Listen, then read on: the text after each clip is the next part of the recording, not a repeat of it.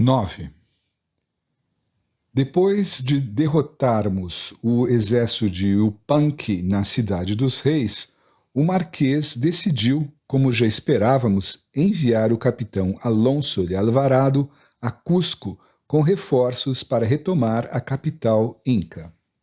O capitão Garcilaso de la Vega o acompanharia, e eu fiquei satisfeito de poder seguir com a expedição.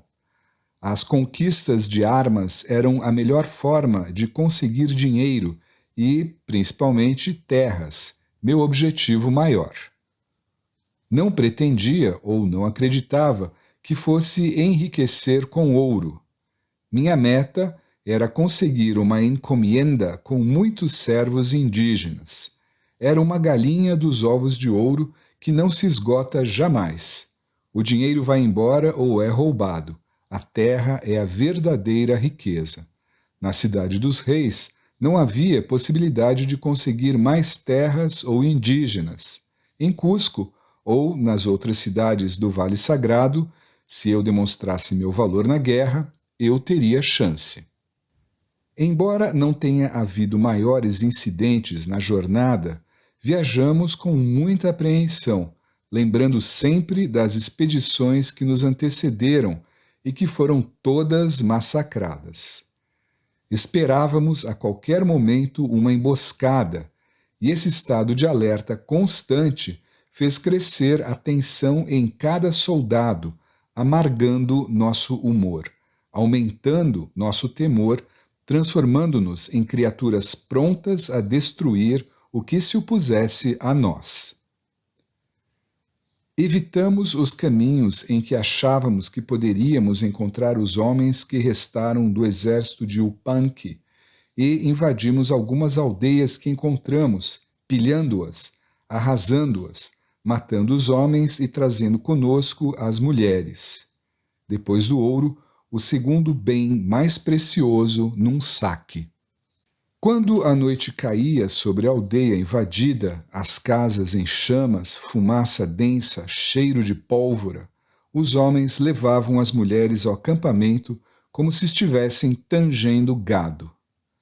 Nessas noites, o servo indígena que servia o capitão Alvarado escolhia cuidadosamente 4 mulheres e as levava ao seu amo, enquanto os homens embriagados passavam as mulheres de um para outro, revezando-se em grupos. Amontoavam-se e assistiam ao ato, rindo e aplaudindo. A madrugada se enchia de sons, gritos e barulhos menos que humanos, guturais, quase rosnados. Nas cidades maiores, encontrávamos casas de mamacunas, eleitas para servir o Deus Sol entre as mais belas jovens da aldeia. As mais novas eram dadas aos oficiais para nos servirem na mesa e na cama. O capitão Alvarado me permitiu tomar uma delas. Escolhi uma jovem, pouco mais que uma menina, de pele muito clara que contrastava com o negro dos cabelos que lhe caíam em tranças grossas pelas costas, lembrando a plumagem macia do condor. Os olhos amendoados de um castanho transparente, ávidos e coriscantes, os lábios um tanto finos, delicados, arroxeados. Era de uma beleza rara. Chamava-se Anahuarque, e não demorou para que me afeiçoasse a ela. O modo como fazia as coisas para me agradar, a maneira como se entregava a mim, ela que deveria ter permanecido virgem o resto da vida em sacrifício a Inti, o sol, e que agora era possuída por um falso Viracocha. Anahuarque buscava proteção em mim. Temia ser usada pelos homens, ter ferido seu orgulho de nobre Quechua, de senhora do sol. Por isso, vinha a mim e satisfazia minhas vontades. De fato, devo admitir, foi a primeira mulher que se entregou a mim sem que eu precisasse forçar ou pagar. Anahuarque era um fruto dessa terra que eu colhia. Ela me trouxe, enquanto esteve comigo, a paz dos encontros, o sentimento tépido de ter alguém sempre à espera do meu retorno. Anahuarque me ensinou a língua de seus ancestrais, mostrou as plantas e as coisas deste continente e me fez ver este novo mundo com novos olhos. Junto conosco na expedição para libertar Cusco também vinham Francisco Orellana e seus homens. Embora eu já o tivesse visto na Cidade dos Reis e notado a satisfação do Marquês Pizarro ao recebê-lo, foi em nossa jornada para Cusco que, pela primeira vez, Orellana chamou minha atenção.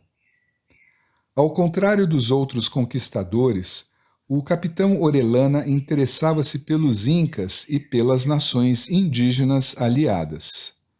Falava quechua muito bem e não perdia a oportunidade de conhecer a língua dos indígenas de outras partes do império. Sempre trazia consigo um pequeno caderno onde escrevia as novas palavras que aprendia. Também anotava as crenças e os costumes dos diferentes povos. Algo notável sobre ele era o modo como tratava os nativos. Ao contrário dos outros comandantes espanhóis, não os torturava para obter informações. Antes, conversava com vários deles em sua língua, obtendo, pelo menos, igual sucesso que aqueles que davam os bebês dos indígenas aos cães de guerra para forçar os pais a dar ou a mostrar onde havia ouro. O capitão era um homem afável e acessível. Nisso, era igualmente diferente dos veteranos, que, como ele, tomaram parte das principais batalhas e acontecimentos da conquista do Peru até aquele momento. Sua figura esguia, energética, o tapa-olho negro como a barba espessa, o capacete de aço reluzente que nunca tirava quando estava em campanha, eram presença constante no acampamento, tanto entre os soldados de menor patente, como entre os principais capitães. Identifiquei-me com ele mais do que com outros conquistadores que ganharam fama nas primeiras batalhas do Peru, e que se preocupavam apenas com ouro, prata e mulheres. Talvez fosse sua aura de estudioso, sempre com o caderno, tomando notas, conversando com os nativos. Curioso para saber o que escrevia, aproximei-me dele e o saudei. O capitão Orellana estava sentado numa pedra, um pouco distante e de costas para a fogueira, ao redor da qual alguns dos soldados da sua tropa estavam reunidos. As chamas iluminavam apenas seu dorso. Seu rosto estava oculto na sombra. Ele parou de escrever e voltou-se lentamente para mim. Parecia um tanto incomodado por ter sido interrompido. Saudou-me com uma fria cortesia e ficou esperando que eu falasse. Desculpei-me por interrompê-lo e balbuciei algum motivo tolo para tê-lo abordado, algo a ver com as rotas da viagem que estávamos fazendo. Antes de completar minhas frases, sua expressão havia se aberto, atrás do tapa-olho que não escondia totalmente a cicatriz do golpe que lhe arrancara o olho e que se estendia face abaixo. Era possível quase adivinhar a direção do talho, a cutilada vindo de alto a baixo, lacerando a pálpebra, a córnea, a retina, correndo pelo rosto até quase o lábio. O capitão perguntou quando eu tinha chegado ao Peru e acabou ouvindo minha história. Soube das minhas origens, interessou-se pelas minhas impressões e fez isso de um modo jovial, sem as bravatas tão frequentes entre os veteranos das Índias. Naquela noite, construímos uma fundação de cordialidade que pautou nosso relacionamento desde então. Mais tarde, na expedição de La Canela, essa cordialidade transformou-se em amizade.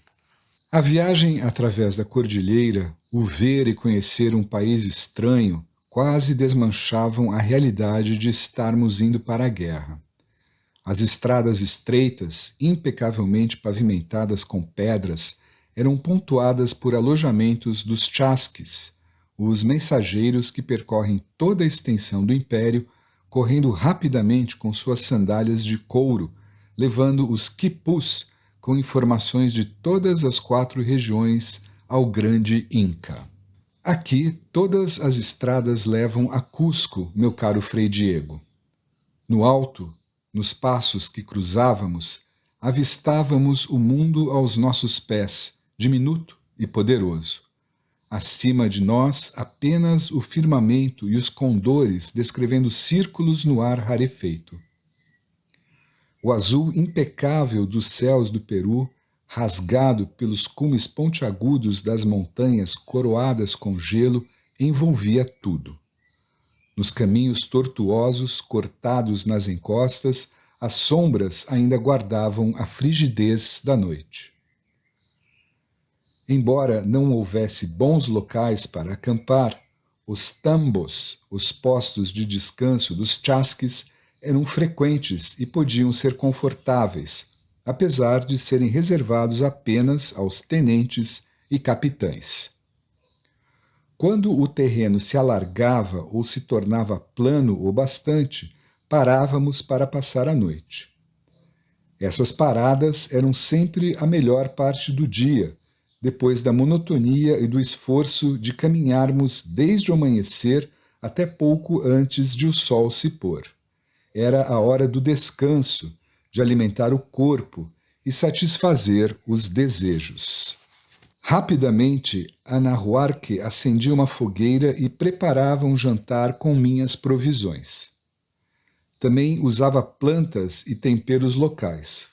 Foi Anahuarque quem me ensinou a usar a coca. Todas as manhãs e depois do almoço, ela preparava uma infusão com as folhas dessa planta. Sentia-me disposto, incansável, capaz de enfrentar a aspereza dos caminhos sem dificuldade, sem fome, nem sede. Por vezes, eu também mascava as folhas de coca até formar uma pasta amarga em minha boca. Nesse caso, o efeito era mais forte e, com alguma frequência, atrapalhava meu sono. Depois de comermos, quando a noite já tinha caído, entrávamos em minha tenda e quase sempre Anahuarque se entregava a mim. Era dócil e curiosa, como são as mulheres das Índias. Apesar de ser destinada a servir ao sol e permanecer intocada por homens, depois que foi retirada da casa das mamacunas, Anahuarque me procurava com avidez, sempre disposta. As nativas procuram os espanhóis e querem deitar-se com eles, pois acreditam que vão receber uma parte do seu poder durante o ato. Em alguns lugares, os maridos, pais, irmãos chegam mesmo a oferecer suas mulheres aos estrangeiros. Sentem-se lisonjeados com isso. Anahuarque me dava muito prazer. Então, eu deitava minha cabeça em sua perna e ela me contava as histórias do seu povo. Falava em quechua, devagar, para que eu pudesse saborear as palavras como há pouco eu saboreara sua boca. Eram histórias sobre o poder das plantas e os animais, sobre a coca, a serpente, o jaguar e o condor. A viagem até Cusco durou pouco mais de um mês, mas nesse período fui me familiarizando com a língua quechua a ponto de conseguir compreender grande parte de uma conversa. Aos poucos, as palavras iam deixando de serem pronunciáveis e até mesmo começavam a fazer algum sentido. Anahuarque andava ao lado do meu cavalo, ou, quando a estrada me impedia de montar, eu ia ao seu lado, apontando as coisas e perguntando como se dizia isso ou como se falava aquilo. Pouco antes de chegarmos ao nosso destino, já era capaz de comunicar algumas ideias básicas e de fazer perguntas fundamentais. A exemplo do capitão Orellana, mantinha um caderno onde anotava o vocabulário e escrevia frases. E, sem que eu percebesse, aquela terra estranha e bela começava a se instilar em mim, modificando-me, tornando-me um homem diferente do que teria sido se tivesse continuado na Espanha. Eu fechava os olhos, absorvendo o perfume das plantas locais nos cabelos de Ana Huarque, e às vezes ela falava rápido demais. Eu pedia então que repetisse mais devagar. Ela ria, desdenhando de mim, como se eu fosse um garotinho aprendendo a falar. E eu, o conquistador, o homem armado de aço, me inflamava e voltava a possuí-la enquanto ela se desfazia na entrega. Só depois eu me permitia voltar a ser o menino deitado no colo dela, ouvindo histórias antigas e me embriagando com os cheiros que evaporavam do corpo de Ana Huarque. Com ela aprendi sobre os queixas e Tahuantinsuyo, as 4 regiões, como os nativos chamam seu vasto território, uma civilização antiga, com milhões de súditos que se estendia do norte do Equador por toda a Cordilheira dos Andes até o extremo sul do litoral do Pacífico, uma terra onde o gelo e o frio são constantes, e ao leste até as florestas tropicais, onde correm os grandes rios. As nações desse grande império tinham sido dominadas e unificadas pelos quechuas, um povo que dizia vir do lago Titicaca. Eles impuseram o culto do sol aos conquistados, que passou a ser adorado junto com Pachamama, a deusa da terra e do tempo dos povos subjugados. Na verdade, os quechuas dizem que o Sapa Inca, o grande rei, é o filho do sol. O Sapa Inca é imortal. Depois que morre, sua múmia é mantida como se ele estivesse vivo. As panacas, as casas onde ficam as múmias dos ancestrais dos imperadores e são servidas como se estivessem vivas, são os santuários vivos da imortalidade do Sapa Inca. Cada imperador estabelecia sua panaca em um dos palácios da capital. Seus muitos descendentes administravam, após a morte do imperador, suas terras e riquezas pessoais. Na época da conquista, havia 11 panacas veneradas em Cusco, todas com forte influência política. As histórias de Ana Huarque delineavam-se lentamente em minha mente. Meu pouco conhecimento da língua não me permitia entender tudo o que ela dizia, o que me obrigava a supor muito do sentido do que estava sendo contado. Mas eu insistia. Ana Huarque era uma professora paciente e parecia querer que eu conhecesse sua história e a tradição de seu povo.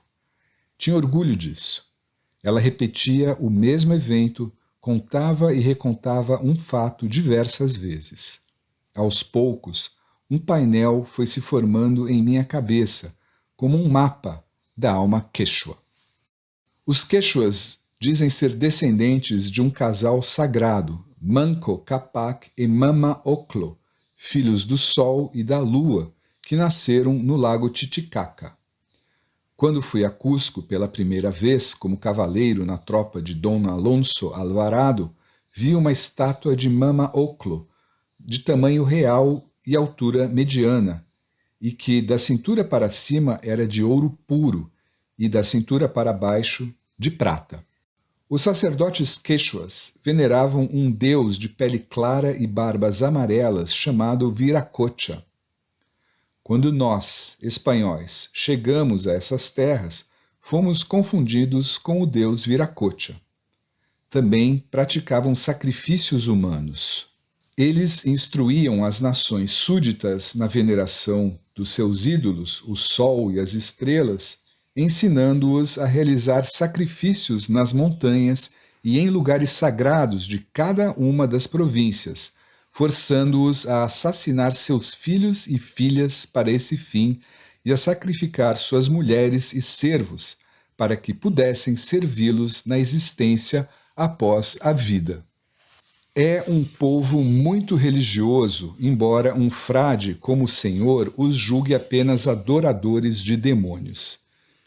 Frei Diego protesta, lembrando que alguns religiosos espanhóis compararam o deus Viracocha a Jesus Cristo, e eu peço que ele registre minha retratação. Alguns sacerdotes espanhóis os têm como adoradores de demônios. Seja como for, o mundo dos espíritos está tão presente na vida dos incas como a necessidade de comer e de vestir. Eles comungam com esse mundo invisível, venerando a natureza, adorando suas huacas, as múmias dos reis, seus ídolos e lugares sagrados, suas montanhas e vales. Era um povo de grande importância, valorosos senhores e filhos de reis que governavam este reino. Inca é, na verdade, o termo que usaríamos na Espanha para denominar os senhores de vassalos, duques e condes, e outros cavaleiros da mesma espécie. E, sendo eles governantes absolutos, ditavam ordens e recebiam tributos. Com efeito, o império era mantido por leis rigorosas impostas pelos quechuas e que obrigavam cada uma das províncias a fornecer artesãos e trabalhadores agrícolas para sustento das cidades. Os incas, isto é, os senhores, regulam a distribuição dos produtos das suas terras, determinam as punições impostas aos adúlteros, estupradores e ladrões, punindo, na maioria dos casos, com a morte. Os senhores incas, que logo passamos a chamar de orejones, por conta de terem suas orelhas deformadas pelos pesados brincos que ostentavam, eram pessoas de grande conhecimento, treinados como governantes das províncias ou como comandantes do exército em campanhas para expandir os domínios do imperador ou para suprimir as diversas rebeliões tribais. Através do governo que exerciam, impunham seu poder às nações submetidas. Supervisionavam a manutenção das estradas que cortavam as montanhas do sul ao norte. Eram também responsáveis pelas inspeções dos tambos, as casas de descanso ao longo das estradas, fortalezas, pontes e pela distribuição do tributo de todas as regiões do império. As plantações, equipamentos, armas, materiais e vestuários guardados nos depósitos e relatados pelos Quipucanmayocs, os funcionários que faziam o registro contábil por meio de um código de nós em suas cordas coloridas, os quipos. Os nós nas cordas podiam contar as genealogias dos incas e seus acontecimentos históricos, a quantidade de plantações e de todos os artigos que eram transportados ou armazenados nos depósitos, e até mesmo as medições das construções dos prédios.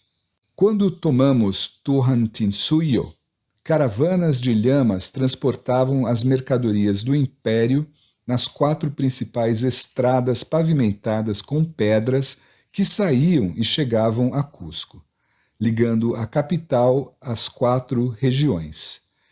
Chincansuyo ao norte, Cuntisuyo ao oeste, Antisuyo a leste, Colasuyo ao sul. Os incas nomeavam inspetores, os sayapaias, que inspecionavam os depósitos e rebanhos de lhamas que pertenciam ao sol e ao Sapa Inca, mantinham as mamacunas e fiscalizavam a veneração e sacrifícios que ofereciam ao sol e às huacas. A preguiça e a vagabundagem eram punidas com severidade e todos trabalhavam na produção das mercadorias distribuídas nas cidades, vilas e aldeias. Em cada vila havia os depósitos de todos os itens e produtos, e nas terras onde o milho não vingava eram mantidos estoques de chuijo, as batatas desidratadas que usam ainda hoje para garantir sua subsistência, e também de outros produtos. Esses suprimentos eram consumidos apenas em tempos de guerra ou de necessidade, quando eram então distribuídos com muita ordem. Os senhores quechuas visitavam as províncias para supervisioná-las. Nessas ocasiões, eram recebidos pelos caciques com grande honra, como se fossem o próprio imperador. Eram informados sobre todo o trabalho realizado por aqueles súditos, e os caciques que bem servissem aos quechuas eram recompensados com mulheres e servos, animais e roupas finas, conquistavam o privilégio de ser transportados em liteiras ou redes e recebiam yanaconas, servos encarregados de os transportar. Também recebiam o direito de usar guarda-sóis e de ser servidos com tigelas e pratos de ouro e prata, algo que ninguém podia usar sem a autorização dos orejones. Todos os anos, na lua de maio, acontecia a Aimoraiquila, quando os governadores das muitas províncias do império iam a Cusco levando seu tributo. Vinham de lugares longínquos, cruzando montanhas geladas ou selvas escaldantes. Todos os principais caciques das 4 regiões se reuniam diante do imperador na grande praça de Cusco com seu tributo de ouro, prata, roupas, animais e de mulheres. Depois de presentearem o Sapa Inca, realizavam suas festas e conduziam seus sacrifícios. Anahuarque falava com orgulho de seus ancestrais. Seu avô era parente daquele que foi o maior entre todos os imperadores do Peru, Huayna Capac, e o serviu como um de seus generais. O pai de Anahuarque também tinha sido um líder guerreiro, executado depois da Guerra Civil. Ela me falava dos grandes reis, os Sapa Incas, pois era guardiã de suas memórias. Ouvi as histórias muitas vezes de diferentes fontes. Os poetas quechuas, os amautas, ainda recitam a cronologia do reino do imperador Huayna Capac e desfiam os acontecimentos das guerras de sucessão que varreram o império depois de sua morte. Eu já os ouvi algumas vezes na Praça de Armas de Cusco, louvando os feitos de seus reis, mas é na memória de Huayna Capac que eles mais se detêm. Anahuarque também parecia expressar maior respeito pelo velho imperador do que pelos seus filhos. De fato, Huayna levou sua dinastia ao pináculo do poder. Foi um grande guerreiro, capaz de incríveis estratagemas para vencer o inimigo.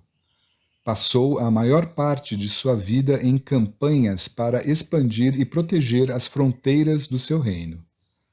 Mas a questão do direito ao seu trono jamais chegou a ser resolvida. Os quechuas estabeleciam a linha de sucessão de acordo com a pureza do sangue real, mantido pelo Inca ao tomar uma de suas irmãs como rainha. A sucessão dependia também da sanção do sumo sacerdote do Sol, o Vilaoma, e das fidelidades das panacas imperiais de Cusco. Desse modo, o filho da rainha irmã Coya Rahua Oclo acabou sendo favorecido. Conhecida por sua beleza excepcional e pela magnificência da corte que presidia, Coya refletia, de fato, a condição de divindade que os incas diziam que ela tinha.